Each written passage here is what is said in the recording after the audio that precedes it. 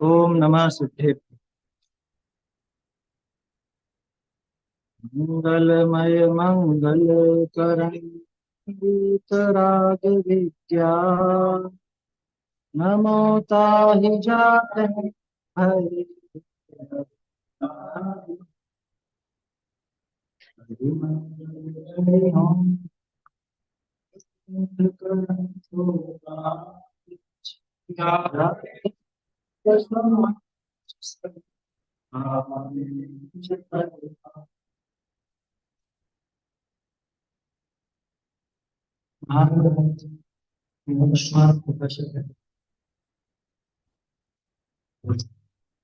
आप लोगों के कोर्स में है ना? हो गया 40 दिन पूरा लेक्चर। देखो आप यहाँ डेट से यहाँ डेट से जब अपन अंदर एंटर करते हैं तो ऊपर ही ऊपर टोडर मंजी की मूर्ति लगी हुई है। और किस किस की? और कुंज कुंदाचार, गुरुदेव और टोडर मंजी। अब तुम समझ लो कि कितना महत्वपूर्ण है। कुंज कुंदाचार्य देव तो सर्वश्रेष्ठ आचार्य है, सर्वप्रथम। मतलब कि तुमने प्रथम तो क्या कहते हैं, अपनी परंपरा को जीवित रखने वाले, अपने इस परंपरा को एक प्राण देने वाले।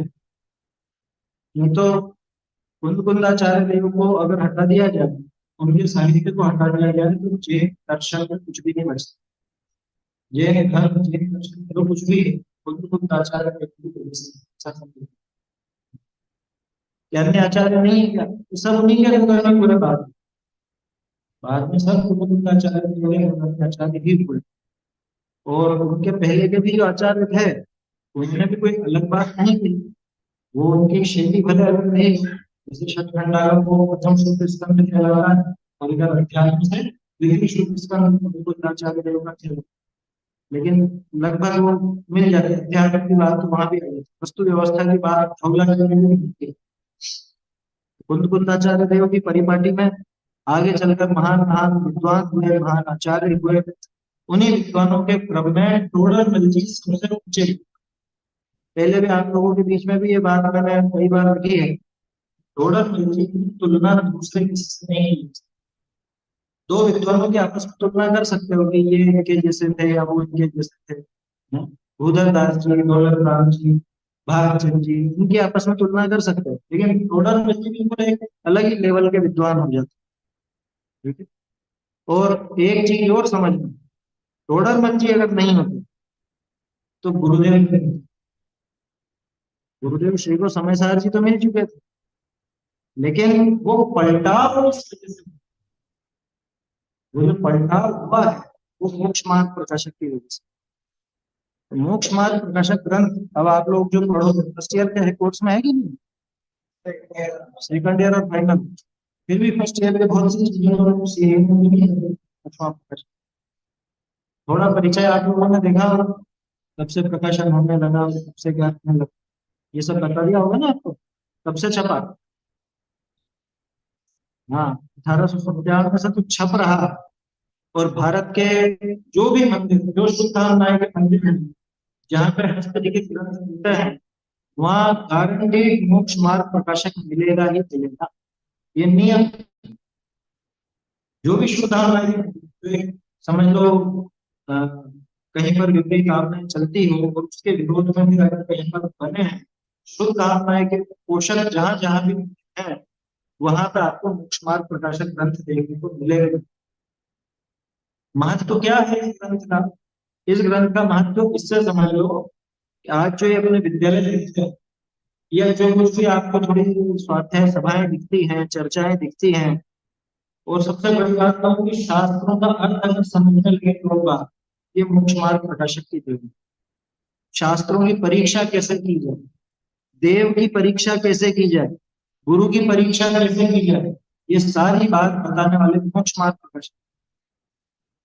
मोक्ष मार्ग प्रकाशक नहीं होता तो दृष्टि नहीं मिलती। समझदार भी तो है, लेकिन समझदार पढ़ पढ़ करके भी लोग बात उल्टे सीधे है। विपरीतता में भी चले जाते हैं समय सार पढ़ने वाले। ऐसा मत समझना कि समय सार सिर्फ अपन लोग ही पढ़ते हैं, सिर्फ स्वाध्यायी लोग ही पढ़ते हैं, क्रियाकांडी नहीं पढ़ते, उनको भी बहुत ज्ञान है।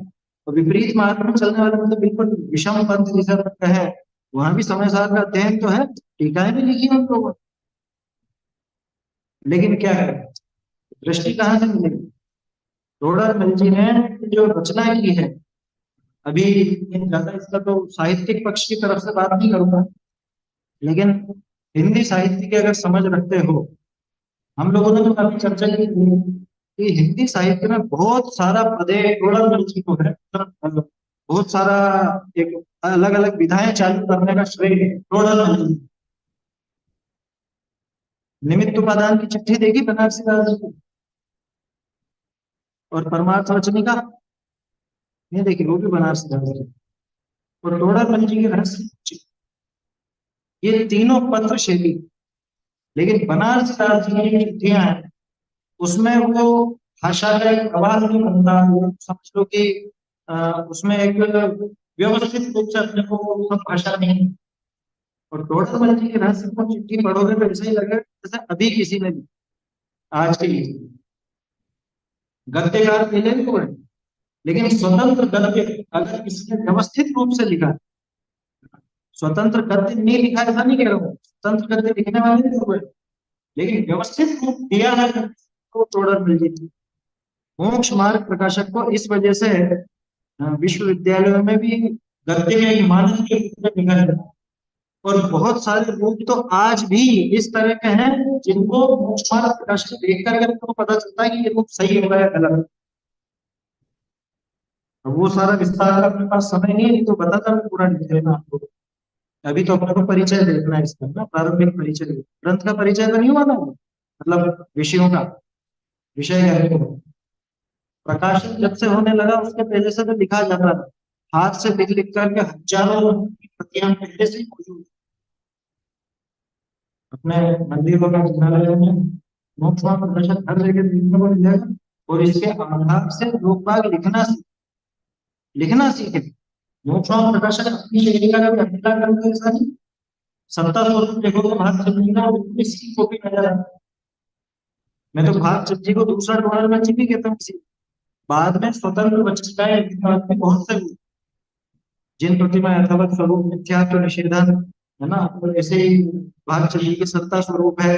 ऐसे ही और भी ग्रंथ मिले हैं जिसमें देव शास्त्र गुरु की परीक्षा वगैरह की गई है, लेकिन वो सब थोड़ा के विषय का पर चलने का प्रयास, क्योंकि शैली भी इतनी अच्छी और जो तर्क इन्होंने दिए हैं, जो बातें उठाई है, वो एकाएक और किसी ने नहीं होती। तो मोक्ष प्रकाशक ग्रंथ की महत्ता अपने को समझनी चाहिए। तुम तो यूं समझ लो कि यहाँ मूल रूप से दो चीजें सीखने आए, एक समय सार और एक मोक्ष मार्ग प्रकाशक। ये दो चीजें अच्छे से समझ ली तो पूरा ज्ञान समझना है। और सब ग्रंथ कोई कमजोर हो ये बात नहीं कर रहा हूं, लेकिन दो में जैन धर्म का पूरा रहस्य मिल जाता है। मूल तो समय सार चाहिए, लेकिन उसको समझने की दृष्टि मोक्ष प्रकाशक से। समय सारथी कर्ता कर्म अधिकार को समझना है तो मोक्ष प्रकाशक का साधना अधिकार अच्छे से समझना, नहीं तो कर्ता कर्म का रोडर में तीन उन्हीं को प्रश्न में। अभी देवलाली में प्रवचन सारथी चला था ना, हमने वहां पे नोट किए मोक्ष प्रकाशक में प्रवचन सारथी के जबरदस्त स्थल पूरे को ऐसे कैसे दिए हुए, पूरे दिए हुए हैं। प्रवचन सारथी इसमें शामिल है, समय सारथी इसमें शामिल है, वस्तु व्यवस्था की बात सारी जो वगैरह आती है वो भी इसके अंदर होती है। न्याय चुक्ति का सार इसमें मिल गया है।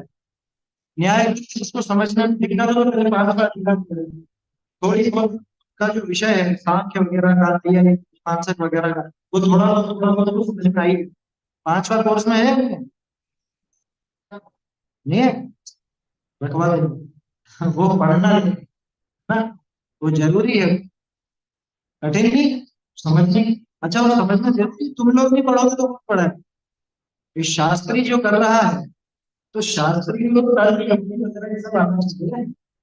अन्य मती क्या सोचते हैं, क्या उनके यहाँ पे वस्तु व्यवस्था बनाई गई है, कैसा वहां पे आत्मा का स्वरूप है, मोक्ष का क्या स्वरूप मानते हैं, उसमें क्या कमी है, ये अगर नहीं समझोगे और थोड़ा बहुत सरल भाषा में समझाया, तो वो पढ़ना, अलग से पढ़ना। अभी कौन सा, पहले से चौथा,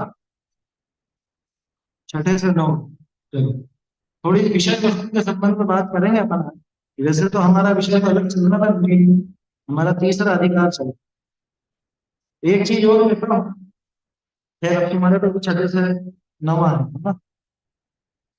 मोक्ष मार्ग प्रकाशन पढ़ने का जो क्रम है वो क्या होना चाहिए, उसमें भी अपन प्रयोग कर करके देख सकते हैं। हमने ऐसा प्रयोग किया, पहला अधिकार पढ़ा और पहले के बाद सीधे आठवां, और उसके बाद फिर दूसरा, ये प्रयोग हमने किया है।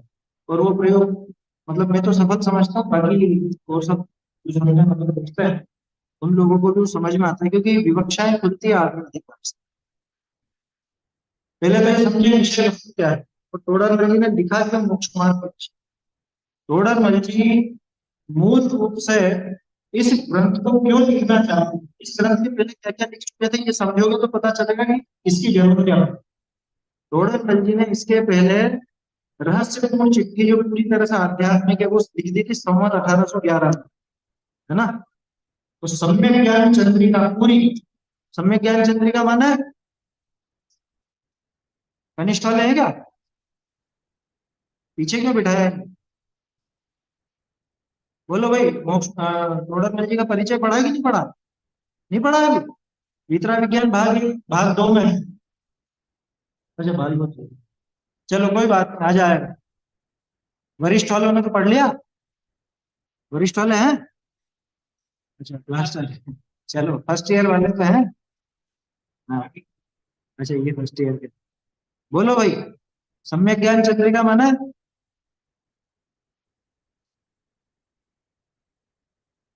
बोलो, सम्यक ज्ञान चंद्रिका किसको कहते हैं? गोमटसार जीव कांड, गोमटसार कर्म कांड, लब्धिसार और क्षपणासार, इन चार ग्रंथों की टीकाएं प्लस टोडर मल्ची के खुद के नोट्स, अर्थ संदृष्टि अधिकार।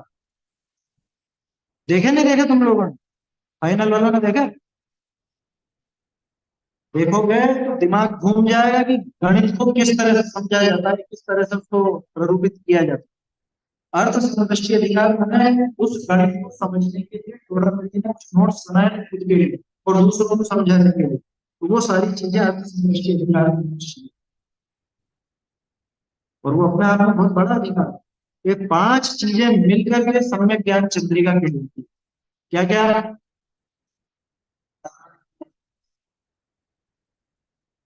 लब्धिसार और क्षपणा। देखो घुमटसार जीव कांड कर्म कांड लब्धि, ये तो किसके हैं? नेमी चंद्राचार्य। क्षपणासार, क्षपणासार किसका है? क्षपणासार नहीं बोलो, माधव चंद्र, माधव चंद्र। तो क्षपणासार तो वो अलग ही, लेकिन वो लब्धि सार के अंदर उसको साथ में शामिल करके चलाते हैं, दोनों की टीका एक साथ में। पहले गुमट सार जीवकांड कर्मकांड ये अलग लिखी थी, और उसके बाद ये लिखा। लेकिन फिर बाद में उन सबको एक साथ मतलब एक दूसरे का सहायक देख करके उन्होंने मिला दिया और सबको शामिल करके नाम लिखा सम्यक ज्ञान चंद्र। ये काम हुआ होगा सन 1818, ठीक है। 1811 की तो चिट्ठी है, 1818 का ये है। इसी बीच का कवि विद्रोह सार, इसकी भी टीका है ना। और इसके अलावा आत्मानुशासन की, ये सब ग्रंथ, सब ऊंचे ऊंचे ग्रंथ थे जिनकी टीका हिंदी, ये सब ग्रंथों के बाद में भी उनको अंदर में एक गजब का समझ लो विचार चल रहा था कि अपने को कुछ ऐसा लिखना है स्वतंत्र रूप से कि जिसमें इस जीव को मोक्ष मार्ग का सीधा सीधा दिशा निर्देश हो और जीव का जो अनादिकालीन मिथ्यात्व है वो छूट सके, इसके लिए कुछ बनाना चाहते हैं। और ये योजना शुरू से थी उनके, शुरू से। मोक्ष मार्ग प्रकाशक के कितने स्थल में आपको वहां बता सकता हूँ।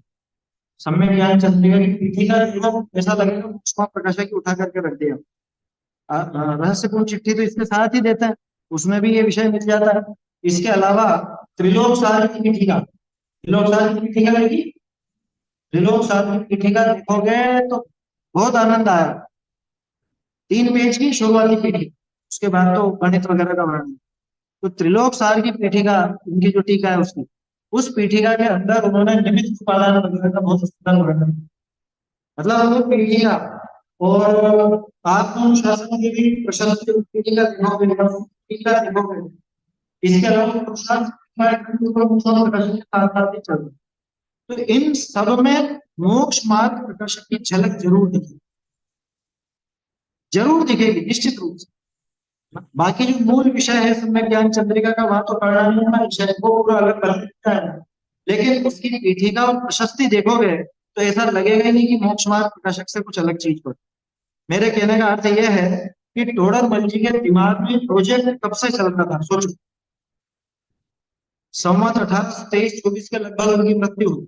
संवत 1811 में तो चिट्ठी लिखी थी, तब से उनके दिमाग में ये विषय अंदर ही अंदर अंदर उठ रहा था और वो व्यवस्थित होता जा रहा था। और धीरे धीरे करके जब वो बिल्कुल परिपक्व हो गया, तब उन्होंने उसको कागज से उतारना चालू। अब दुर्भाग्य से पूरा हुआ नहीं, है ना। तो मोक्ष मार्ग प्रकाशन करके मूल रूप से किसी चीज की बात करता है तो वो मिथ्यात्व पर प्रहार करने की बात करता है, और जीव को कैसे न कैसे मोक्ष मार्ग में लगाया जा सके उस संबंध में बात। विषय वस्तु देखोगे तो उससे भी समझ में आया, पकड़ में आया। 9 अधिकार अपन जानते हैं। अच्छा, एक और चीज, वो जो आगे पेज दिखता है अपना बहुरी, ये तो पक्का है, उसके आगे कम से कम 1 पेज तो और था। आगे और भी कितने थे अपन नहीं कह सकते, लेकिन वो अंत नहीं है। इसके आगे का पेज हट गया, गायब हो गया। तो बहु इतना लिख करके अब रही अगले पेज पर हो। बहुत से लोग सोचते हैं कि लिखते लिखते तो सैनिक उठा करके ले गए, ऐसा नहीं। उसकी बनावट देखोगे ना, इसमें देखो तुम्हारे शायद फोटो दिया होगा आगे प्रस्तावना नंबर, व्यक्ति का फोटो होगा।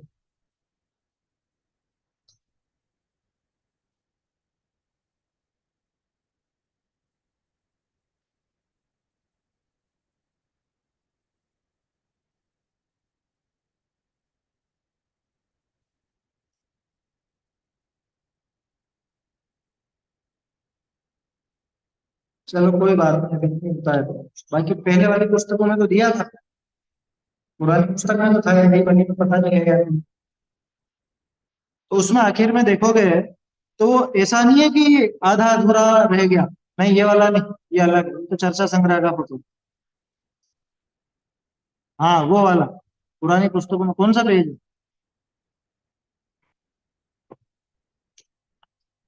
पेज नंबर कौन सा?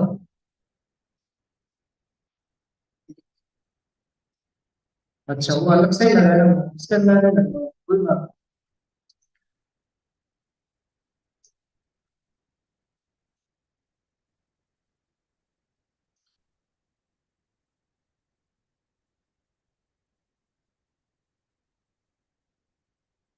चलो फिर देखेंगे तो। लेकिन उसमें मैं बताना चाह रहा हूँ, वो अंतिम वाक्य नहीं है उसका, है ना। वो बहु जो है बिल्कुल लास्ट में लिखा हुआ है, ऐसा नहीं है कि अधूरा छूटा हुआ। तुम लोगों को पांडुलिपियां देखे दिखाई थी ना पहले, तो उसमें देखा होगा ना अधूरा कैसे छूटता है। कोई लिखते लिखते छोड़ जाता है तो पेज आधा लिखा ब्लैंक है। और ये जो छूटा है, ये उस पंक्ति का आखिरी आखिरी शब्द है। उस आखिरी शब्द के आखिरी कोलम में पेज थे। अब वो कितने थे कितने नहीं थे, वो आगे की बात, मतलब वो छूट गई चीज। अच्छा, तो साउंड थोड़ा इको कर।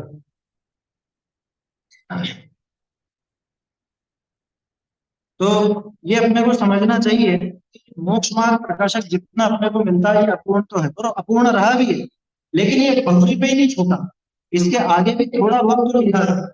अब दुर्भाग्य से अपने को नहीं मिलता है, लेकिन कोई दिक्कत नहीं है, जितना मिलता है उतना भी पर्याप्त है।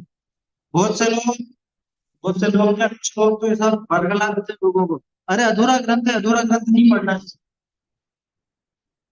अरे विषय तो पूरा हुआ है ना, विषय कहाँ पे अधूरा रहा? वो तो एक प्रकरण प्रारंभ किया था, वो बात अधूरा रह गई। जो सम्यक दर्शन के 8 अंगों की चर्चा है आखिर में, है ना।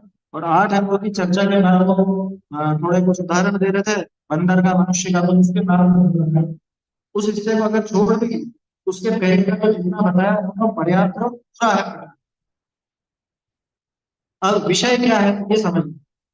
जैसे सबसे पहला अधिकार है, उसका नाम रखा टोडर पीठ बंध प्ररूपण। ठीक है, पीठ बंध प्ररूपण। पीठ बंध प्ररूपण मतलब, हाँ, पीठिका जिसको कहते हैं, मतलब एक तरह से वो प्रस्तावना। मैंने थोड़ी देर पहले कहा था ना, हिंदी साहित्य के अंदर बहुत सारी विधाओं को टोडर मुंशी ने जन्म दिया है। इसके पहले जितना भी हिंदी गद्य लिखा गया, ये प्रस्तावना वगैरह की शैली थी। मिलती है क्या? प्रस्तावना की शैली टोडर में नहीं है। वचनिकाओं में तो मिल जाएगी, वचनिकाओं में तो उस ग्रंथ के आधार पर स्वतंत्र ग्रंथ की एक प्रस्तावना बनाना और किस तरह से उसकी उसका प्रारंभ करना उस विषय का, ये टोडर मल जी की देन। ऐसी बहुत सी बातें हैं, तो पढ़ोगे तब धीरे धीरे ख्याल में आएगा। तो सबसे पहले पीठ बंध प्ररूपण, जिसमें मंगलाचरण भी किया, और मंगलाचरण करते हुए जिनको मंगल किया गया है, जिनका मंगलाचरण किया गया, उनका स्वरूप भी बताए। क्यों? कि स्वरूप जाने बिना नमस्कार करना वो किसी काम का नहीं। तुम नमो अरहंताणम बोलते हो, अगर नमो अरहंताणम का अर्थ याद नहीं है, अरहंत देव का स्वरूप याद नहीं है, तो नमो अरहंताणम बोलो चाहे नमो गृहस्थाणम बोलो, क्या फर्क पड़ता है? आया समझ? इसलिए उन्होंने जरूरी समझा कि इनको नमस्कार क्यों किया गया ये बताना चाहिए। दूसरी बात, लोग बाग जो नमस्कार करके कुछ लौकिक वांछाएं करते हैं, लौकिक इच्छाएं रखते हैं और उनकी पूर्ति चाहते हैं, उनको भी यहीं पर समझाया जाए। अरहंत देवादि से अपने प्रयोजन की सिद्धि होती है, 7 नंबर पेज, है ना, वहां पे बताया कि ये प्रयोजन की सिद्धि होगी कि नहीं होगी, कि भैया असली प्रयोजन जो सुख का है वो तो पूरा हो गई है, और जो तुम्हें सांसारिक सुख, जिसको कहते हो तुम सुख, वास्तव में सुख नहीं है, अनुकूलता, वो भी इससे सहज रूप से मिलती है, लेकिन उसका अभिलाषी होकर के इनका पूजन बंधन योग्य नहीं, उससे उल्टा पाप बनता है। ये भी पहले अधिकार में। और पहले अधिकार का आखिरी प्रकरण देखोगे 20 नंबर पेज पर, तो स्वाध्याय की प्रेरणा वहीं से थी। वो प्रवचन सारणी का प्रकरण, आखिरी पैराग्राफ और आखिरी जो प्रकरण है पहले अधिकार का, वो प्रवचन सारणी का। ठीक है, तो वहां पे टोडर मल जी ने मोक्ष मार्ग प्रकाशक की शुरुआत की। इसके बाद फिर जब अपन आते हैं दूसरे अधिकार पर, तो दूसरे अधिकार में क्या चर्चा है, क्या हेडिंग है दूसरे अधिकार में? संसार अवस्था का स्वरूप। ठीक है ना। तो तीसरे अधिकार की हेडिंग क्या है? संसार दुख तथा मोक्ष सुख का, है ना। अब एक चीज जब तुम पढ़ोगे, दूसरे अधिकार में टोडर मल जी ने 8 कर्मों के उदय में जीव की क्या क्या दशा होती है, कैसी संसार दशा होती है, ये दिखा। ठीक है। तीसरे अधिकार में भी क्या है, क्या अंतर है दूसरे और तीसरे में, क्या अंतर है? पिछले साल किस किसने पढ़ लिया दूसरा तीसरा अधिकार? पिछले साल था कोर्स में, फाइनल में था। क्या था दूसरे और तीसरे अधिकार में अंतर, क्या है? दूसरे अधिकार में भी 8 कर्मों के उदय में जो दशाएं होती है वो दिखाई, तीसरे अधिकार में भी 8 कर्मों के उदय में जो दशाएं होती है वो दिखाई, दिखाई ना। क्या अंतर है? बोलो भाई फाइनल वालों।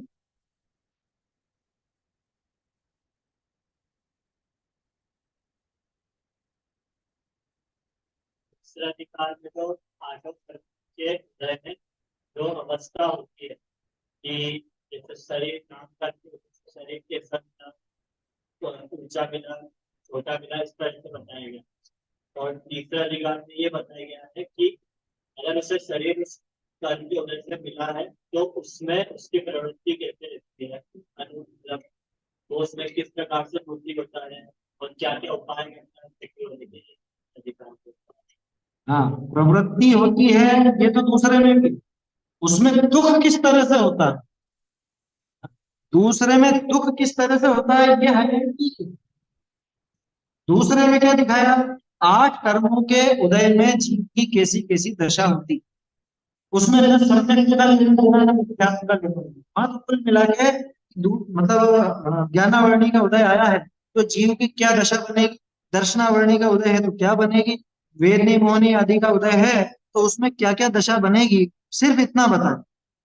तो दूसरा अधिकार तो अपने को ये दिखाता है कि कर्म के उदय में क्या क्या होता है।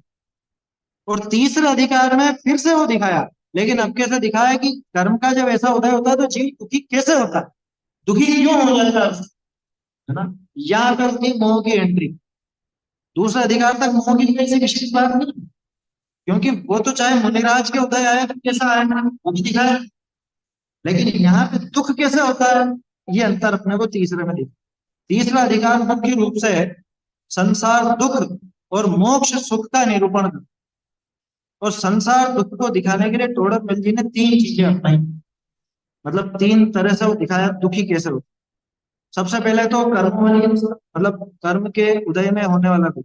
अच्छा एक और चीज है, कर्म के सिर्फ उदय में दुख नहीं लिखा, क्योंकि शुरुआत देखोगे तो ज्ञानावर्णी दर्शनावर्णी के उदय में सिद्ध नहीं किया टोडरमल जी, क्षयोपशम का दुख सिद्ध किया। ज्ञानावर्णी दर्शनावर्णी का उदय कोई दुख का कारण नहीं है, क्योंकि नहीं जानने से कोई दुख नहीं होता, लेकिन क्षयोपशम से ये दुखी होता है। ध्यान रखना, वाक्य अधूरा है।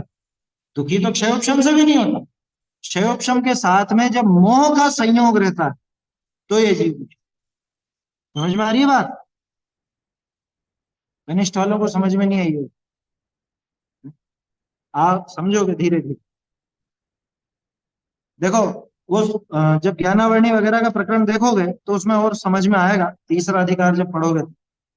बाकी में तो उदय में दुख दिखा है, बाकी कर्मों के उदय में दुख, लेकिन ज्ञानावरण दर्शनावरण के क्षयोपशम में दुख, क्योंकि उस क्षयोपशम के साथ में वो मोह जुड़ा हुआ।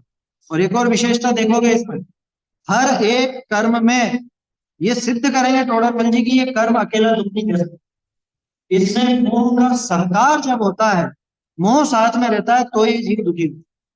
माने कोई भी कर्म जीव को दुख देने में समर्थ नहीं है, एक ये मोह ऐसा है, इसके उदय में जीव दुखी होता है, इसके संयोग से जीव दुख महसूस करता है, दुखी होता है। ठीक है, तो सबसे पहले तो कर्म की वजह से दुखी होता है वो दिखाया। दूसरा पर्याय अपेक्षा, है ना, मतलब वहां पे जो समझ लो छेड़ाला की पहली ढाल तुमको वहां से मिली। छेड़ाला मोक्षों प्रकाशक की बहुत सारी बातें लिखी है,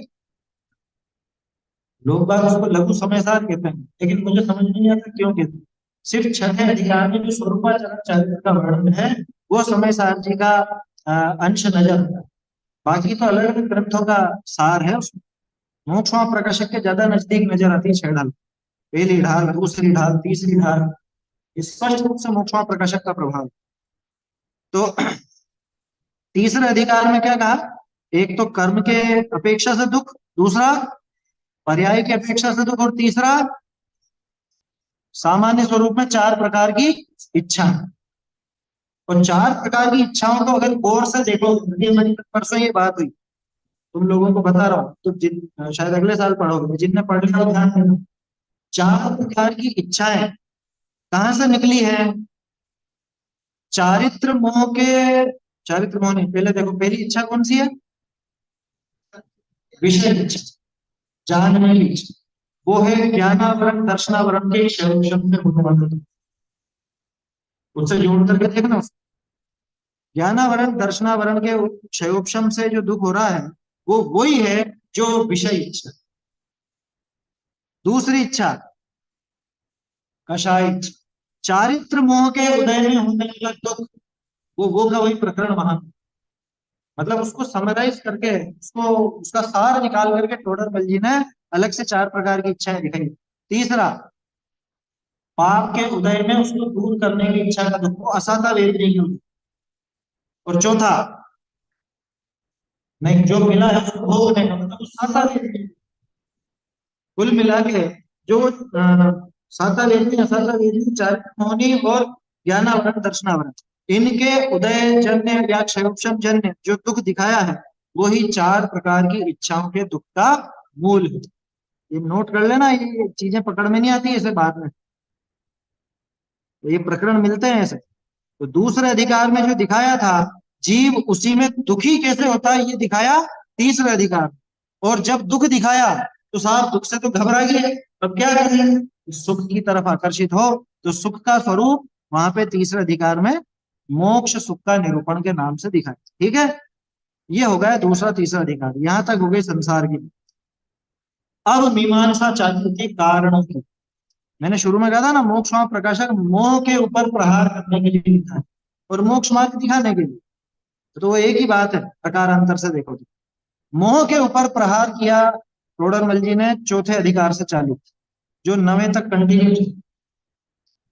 चौथे अधिकार में वर्णन किया इस संसार दशा का कारण क्या है। किसका वर्णन आया? मिथ्या दर्शन, मिथ्या ज्ञान, ठीक है ना, सात तत्व संबंधी भूल, यहीं पर ये चौथे अधिकार में ही। अनिष्ट वालों ये तो समझ सकते हो कौन सा अधिकार में क्या वर्णन है ना, ध्यान दो। चौथे अधिकार में किसका वर्णन है?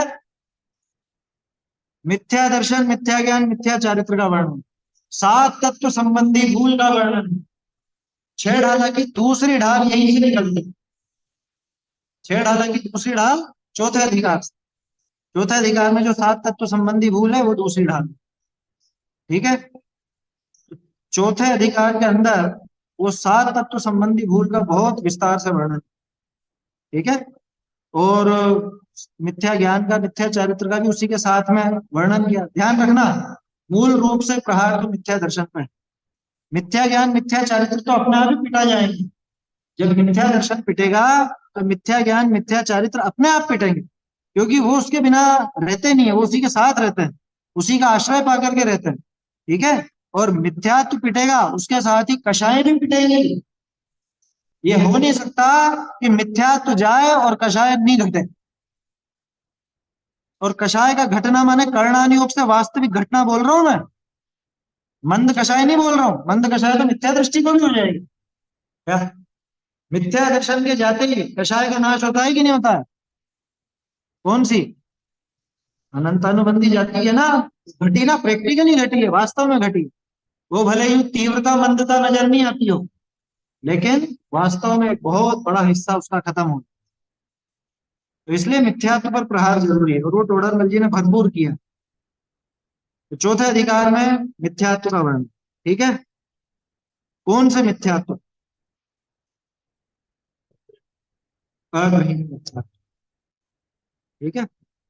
अग्रहित मिथ्यात्व का वर्णन है चौथे अधिकार में। मैं अभी पूछता ही से भाई, जैसा अपन ने देखा दूसरे और तीसरे में समानता कैसे, 8 कर्मों के उदय का वर्णन दूसरे में भी है, तीसरे में भी है, लेकिन दोनों में अंतर दिखा ना। ऐसे ही 7 तत्व संबंधी भूल का वर्णन चौथे में भी और 7वें में भी है, लेकिन दोनों में बहुत अंतर। ध्यान से सुनना आप। चौथे अधिकार में जो 7 तत्व संबंधी भूल दिखाई है वो निगोदिया से लेके देव पर्यंत सबके मिलेगी। जो भी क्या क्या कहा? चौथे अधिकार में जो 7 तत्व संबंधी भूल है वो निगोदिया से लेकर के देव तक सबके मिलेगी, नार की हो, देव हो, तिर्यंश हो, मनुष्य हो। कहने का अर्थ है वो अग्रहित मिथ्यात्व अनादिकाल से चला आया। वो मिथ्यात्व कैसा होता है वो चौथे अधिकार के अंदर दिखता है। और 7वें अधिकार में जो 7 तरह की भूल बताई वो ग्रहित मिथ्यात्व, वो नई ग्रहण की हुई, और विशेष रूप से जैन की, जैन का क्या पहली लाइन क्या? 7वें अधिकार, 7वें अधिकार की पहली लाइन क्या है? अब जो जीव जैन है, आया समझ? अब जो जीव जैन है, गजब हो। और देवशास्त्र गुरु के भक्त है, लेकिन उनके उनके भी मिथ्यात्व रह। चूंकि मिथ्यात्व बेरी का अंश भी बुरा है, अंश का यहाँ पहाड़ है पूरा, इसलिए उसका निषेध करना जरूरी है। तो चौथे अधिकार में जो बताया वो था अग्रहित मिथ्यात्व, 7 तत्व संबंधी भूल। फिर आता है 5वां अधिकार, क्या है उसका हेडिंग क्या है? अन्य मत निरूपण। अन्य मत संबंधी जो भी मिथ्या मान्यता है उनका निरूपण किया, ये भी ग्रहित मिथ्यात्व। अब ध्यान से नोट करना, अभी मैं पूछूंगा कि यहाँ पे क्या विशेषता नजर आती है। 5वें अधिकार में अन्य मत संबंधी मिथ्या मान्यताओं का निरूपण किया, ठीक है। सांख्य, वैशेषिक, नैयायिक, मीमांसक इत्यादि, और भी अपने में ही श्वेतांबर भाइयों का या अन्य जो मती है और भी मुसलमान इत्यादि, उन सबका सबका वर्णन है उसका, ठीक है ना। वो भी वर्णन किया। बहुत से लोग उसको लेने से कतराते हैं, घबराते हैं कि नहीं लेना, ये विषय नहीं लेना, कोर्स में से भी हटा दिया जाता है इसलिए क्या, लेकिन वो जरूरी है। देखो एक चीज समझ लो, टोडरमल जी के अगर प्राण गए हैं, तो वो उसमें पांचवें अधिकार में भी बहुत बड़ा ही है। तो उनके बलिदान को अपने को जाया नहीं करना चाहिए, हाँ, उसको पढ़ना जरूर, पढ़ना समझना जरूरी है, क्योंकि विपरीतता कैसी कैसी हो जाती है। और अब तो कोई वो मन रहे ही नहीं, अब कौन सा सांख्य और कौन सा नैयायिक और कौन सा विशेषज्ञ, अब तो हर एक के दिमाग में कुछ भी मान्यता घुस जाती है। जैन के घर में पैदा हुआ बालक ही जैन निकले कोई जरूरी नहीं है। अमृतचंद्राचार्य ने नहीं लिखा क्या, वो तो सांख्यमती है, और कि जो आत्मा को इस तरह का मान एकांत से शुद्ध मानने वालों को सांख्यमती, जैन होकर के सांख्यमती। एकांत से कर्ता मानने वाला ऐसा है, एकांत से अकर्ता मानने वाला ऐसा है, ये सब बात लिखी तो है।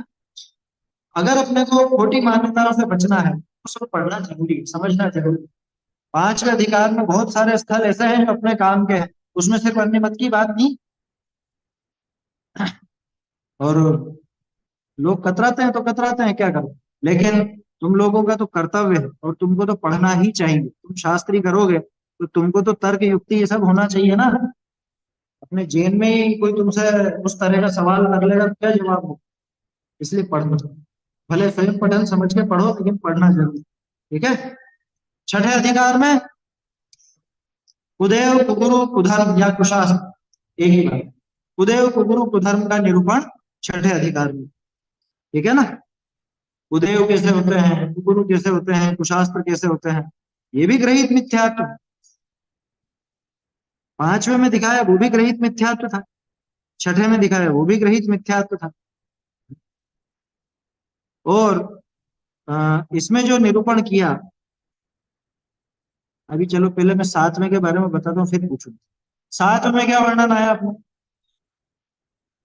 जैन मिथ्या दृष्टियों के जो रह जाता है ऐसा ग्रहित मिथ्या, उसमें भी क्या क्या नाम दिए टोडरमल जी ने, निश्चयाभासी, व्यवहाराभासी, उभयाभासी, और फिर चौथा एक और, सम्यक तो सन्मुख मिथ्या दृष्टि। वो इन सबसे अलग है, भला है, जल्दी सुधरेगा, लेकिन है तो अभी मिथ्या दृष्टि। तो सम्यक तो सन्मुख मिथ्या दृष्टि के बारे में ऐसा खुलासा किसी और ने एकाएक किया नहीं। दूसरी बात, बहुत से लोग ऐसा कहते हैं कि निश्चयभाषी, व्यवहाराभासी, उभयभाषी, इनका निरूपण टोडरमल जी ने पहली बार किया, ऐसा नहीं है, ऐसा बिल्कुल भी नहीं। उनके पहले भी वर्णन हुआ है, दीपचंद जी कासलीवाल थे ना, भाव दीपिका वाले, उन्होंने भी वो सब वर्णन किया और दूसरों ने भी किया है। लेकिन क्या करें, टोडरमल जी जैसी योग्यता और टोडरमल जी जैसी प्रतिभा हर एक के पास नहीं होती ना, इसीलिए तो मैंने कहा कि उनकी तुलना नहीं कर सकते किसी से भी। वो सब प्रकरण तो ऐसा नहीं कि टोडरमल जी ने पहली बार उठाया हो, लेकिन टोडरमल जी ने जिस ढंग से समझाया वैसा कोई और नहीं समझा सकता। ये महत्ता मोक्ष मार्ग। सातवें अधिकार के अंदर अपने को जैन शास्त्रों को पढ़ने के बाद पैदा हुआ मिथ्या वो नजर आता। जैन शास्त्रों को पढ़ करके जो मिथ्यात्व पनपा है, पढ़ करके माने गलत ढंग से पढ़कर, इसीलिए मैंने कहा था कि ग्रंथों को पढ़ने की दृष्टि वो टोडरमल जी ने दी, कैसे पढ़ना ये बीमारी ना लगे, निश्चयाभासी, व्यवहाराभासी, उभयाभासी, ये दृष्टि टोडरमल जी ने दी है ना। तो ये सातवें अधिकार में। अब बताओ क्या विशेषता नजर आई चौथे से लेके सातवें।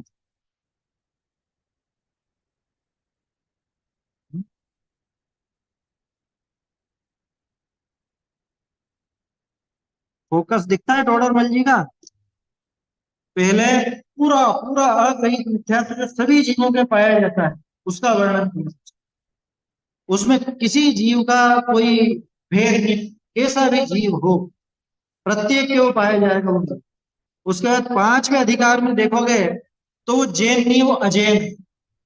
अजैन मिथ्या दृष्टियों का निरूपण पांचवें।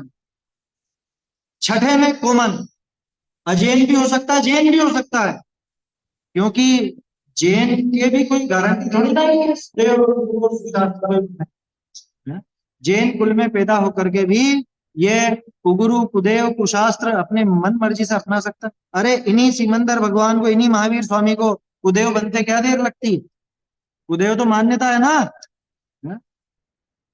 मैं इनको वीतरागी सर्वज्ञ ना मान करके, जगत का अकर्ता नहीं मान करके, जगत में सब कुछ देने लेने वाला मान लूं, और हमारे तो आप ही करोगे और आपसे ही सब कुछ होगा, है?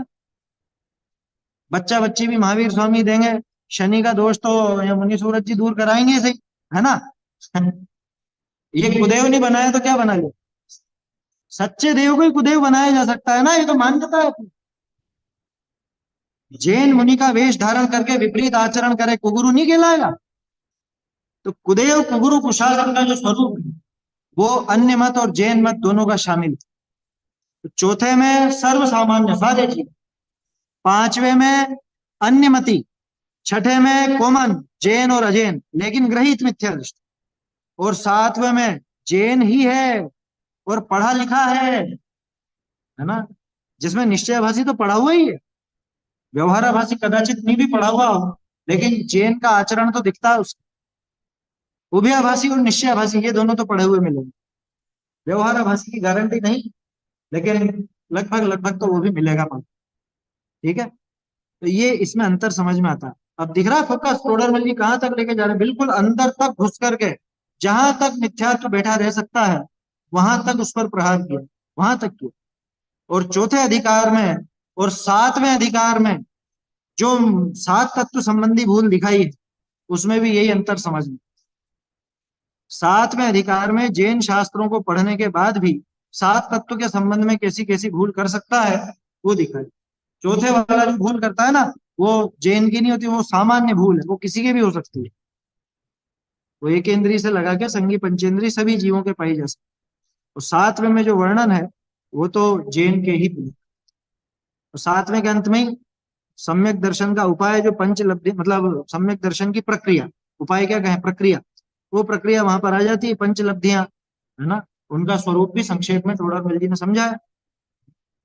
इसके बाद में आठवां अधिकार जो टोडरमल जी की मौलिक देन है बिल्कुल, वो किसी और से नहीं मिलेगी। और जो अपन ने शुरू में बात की थी कि ग्रंथों को पढ़ने की दृष्टि, वो कहां से मिली? वो आठवें अधिकार से, वो आठवें अधिकार से मिलती है।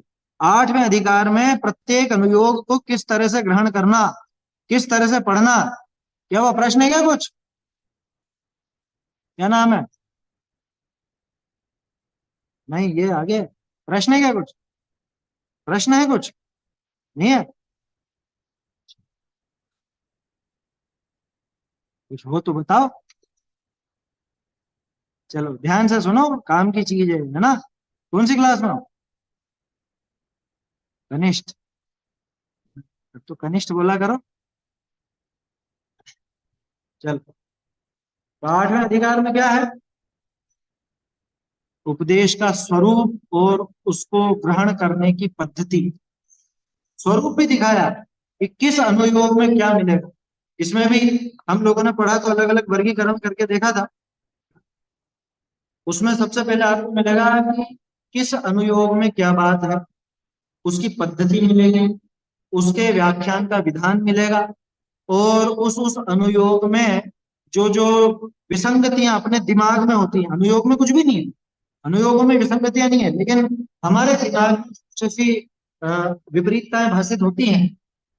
पहले तो उसी अनुयोग में विरोध, और फिर अंत में अनुयोगों में परस्पर में विरोध, है ना? ठीक, प्रथमानुयोग ये बात कह रहा है, कर्णानुयोग ये बात कह रहा है, कैसे संधि बिठाएं, ये सारी विधि टोडरमल जी ने सिखाई है। और सबसे अंत में अनुयोगों का अभ्यास का क्रम तो है ही सही, कि किस तरह से उसको पढ़ना, किस तरह से वो ग्रहण करना, वो सारी बातें अपने को आठवें अधिकार से मिलती। हमने तो एक, मतलब जब धर्म परीक्षा पहली बार प्रकाशित की थी उस समय से ही ऐसा विचार बना लिया था कि जिस अनुयोग का ग्रंथ हो उस अनुयोग संबंधी सारी बात मोक्ष मार्ग, मतलब आठवें अधिकार में से उठा करके उस ग्रंथ के पहले दे दे, ताकि वो ग्रंथ समझने में आसान हो। जैसे मान लो अगर तुम पद्म पुराण पढ़ रहे हो तो पहले प्रथमानुयोग संबंधी जो जो बातें आठवें अधिकार में वो पढ़ लो, उसके बाद तुमको पद्म पुराण बहुत अच्छे से समझ में। अगर तुम रत्नकरण शावकाचार पढ़ रहे हो तो चरणानुयोग संबंधी वो सारी बातें पहले पढ़ लो, उसके बाद बहुत अच्छे से समझ में। यही कारण था हमने तो पहला अधिकार लिया और उसके बाद फिर सीधे आठवां अधिकार पर, और फिर दूसरा तीसरा, अभी तीसरा चल रहा है हमारा, इस तरह से वो क्रम चल। इसके बाद आता है अपना नौवां अधिकार। जिसमें मोक्ष मार्ग का निरूपण प्रारंभ होता। अब दुर्भाग्य की बात हो, निरूपण तो पूरा हुआ नहीं, सम्यक दर्शन का ही निरूपण पूरा हो। तो सम्यक दर्शन का भी जितना वो बहुत सुंदर हुआ, उसमें भी गजब की संधि बिठाई है टोडरमल जी ने। सम्यक दर्शन की जो अलग अलग परिभाषाएं अपने को मिलती हैं, उन सबको उठाकर सिद्ध किया और क्रम भी बताया कि क्रम उल्लंघन करके करोगे भाई, देव शास्त्र गुरु का श्रद्धा नहीं हो तो नहीं हो, सात तत्व का तो कर लेंगे, नहीं हो सकता। जिसको देव शास्त्र गुरु का ठिकाना नहीं है, उसको वस्तु व्यवस्था गले नहीं उतर सकती, उसको सात तत्व गले नहीं उतर सकते, आपा पर का श्रद्धा नहीं हो सकता। तो सात का अधिकार के अंदर अपने को चारों प्रकार का जो सम्यक दर्शन का स्वरूप दिखाया जाता है ना, चार प्रकार के कौन कौन से बोलो।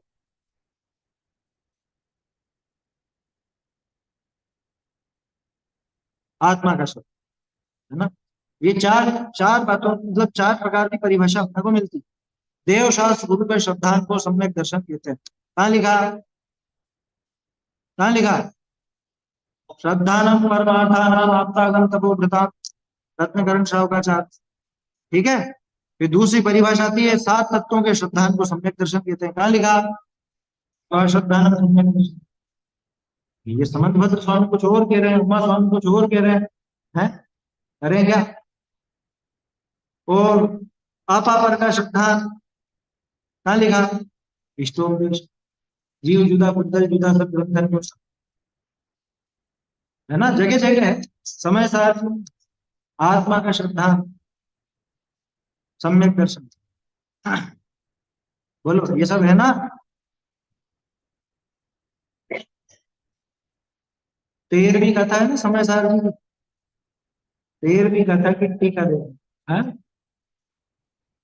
हाँ, नहीं नहीं वो तो है, उसकी टीका की बात कर, उसके अंदर में वो जो श्लोक आता है बीच में, 13वीं कथा के बीच में श्लोक आता है, उसके पहले की लाइन देखना, समय सारणी ठीक है। देखो लाइन पढ़ के सुनाता हूँ। जो चौथा है ना, चौथा कौन सा, सम्यक दर्शन की चौथी परिभाषा।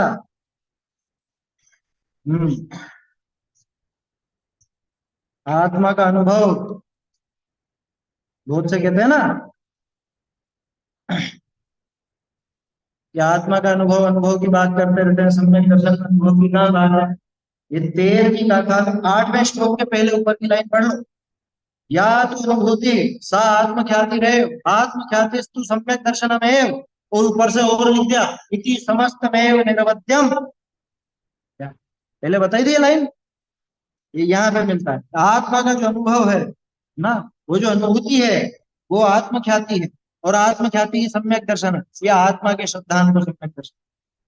कैसे संधि बिठाओ, नौ अधिकार अगर नहीं पढ़ोगे तो कैसे संधि बिठाओ। तोड़र बल्कि का बहुत बहुत बड़ा उपकार है, आए समझ में।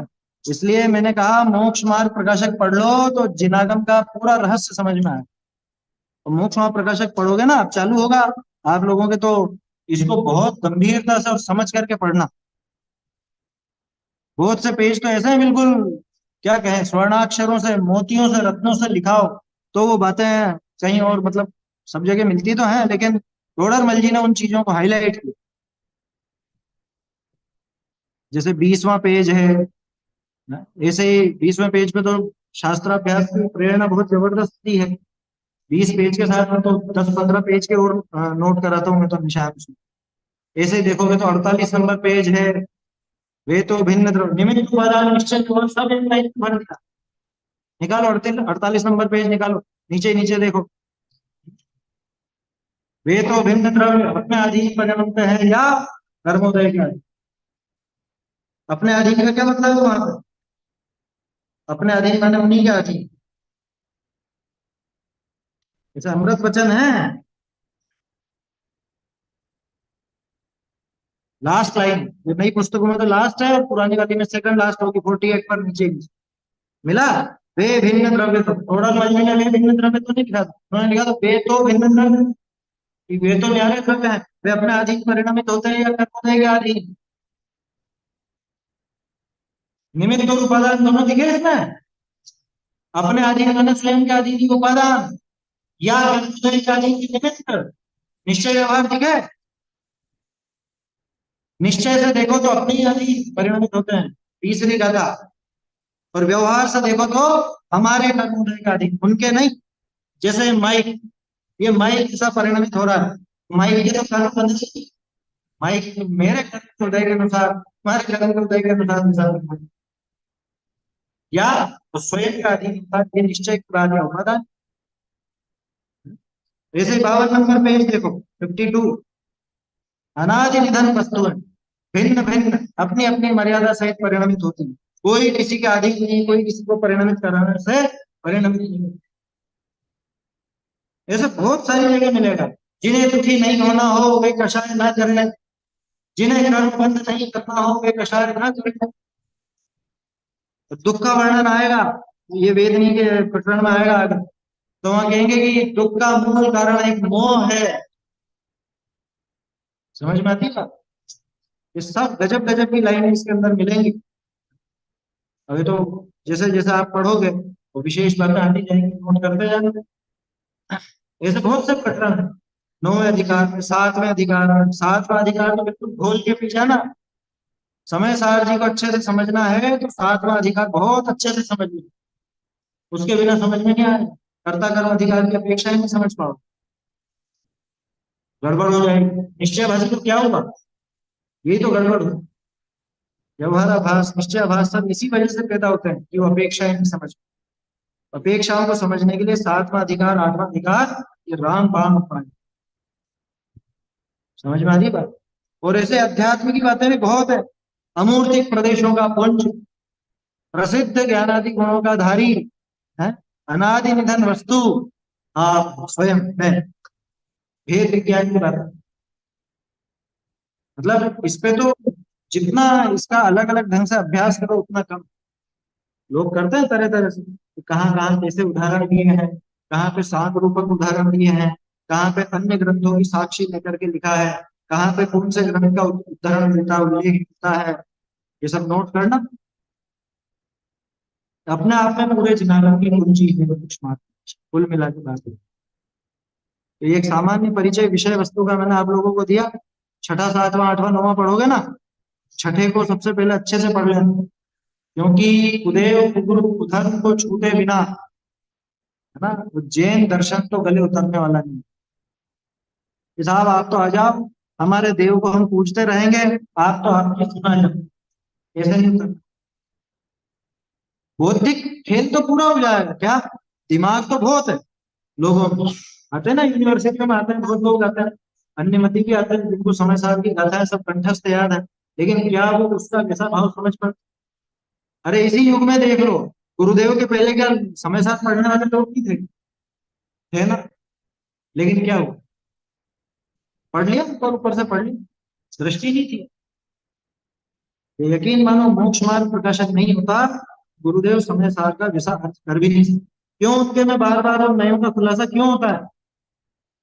इसीलिए होता है कि मोक्ष मार्ग प्रकाशक में थोड़ा पंडित ने सब चीजें खोल करके दी ना, तो उनको लगता है कि कहीं कोई, मतलब क्या कहें, बहक नहीं जाए, गलत प्रवाह पर नहीं चला जाए, इसलिए वो सारी अपेक्षा समझा। देखो समय भी हो गया है, और मेरे ख्याल से लगभग लगभग परिचय की बात पूरी हो गई अपने। जो 9 अधिकारों का विषय था, तो विषय वस्तु मैंने आपको बताई।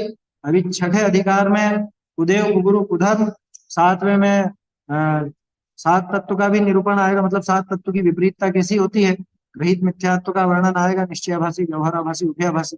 8वें में अनुयोग किस तरह से पढ़ना, और 9वें में सम्यक दर्शन का निरूपण, ये आप लोगों के कोर्स में रहेगा, उसको अच्छे से पढ़ो। और मैं तो कहता हूँ माथा खाओ, या जो भी पढ़ा है नहीं समझ में आए 10 बार पूछो, जरूरी है। उसके बिना समझ में नहीं आएगा, और ये समझ में नहीं आया तो कुछ भी समझ। मोक्ष प्रकाशक महान ग्रंथ है, इसका अभ्यास करें। देखो हम लोगों के अंदर परिपाटी ऐसी है, पहले तो ऐसे ही चला है, मोक्ष प्रकाशक पढ़ा, पूरा हो गया वापस चल, पूरा हो गया वापस चल। मोक्ष प्रकाशक तो जीवन में कभी छूटना ही नहीं चाहिए। एक समय तो मोक्ष प्रकाशक पढ़ो, एक समय कुछ और भी पढ़ना हो, ऐसा। ठीक है, यही समाप्त करते हैं।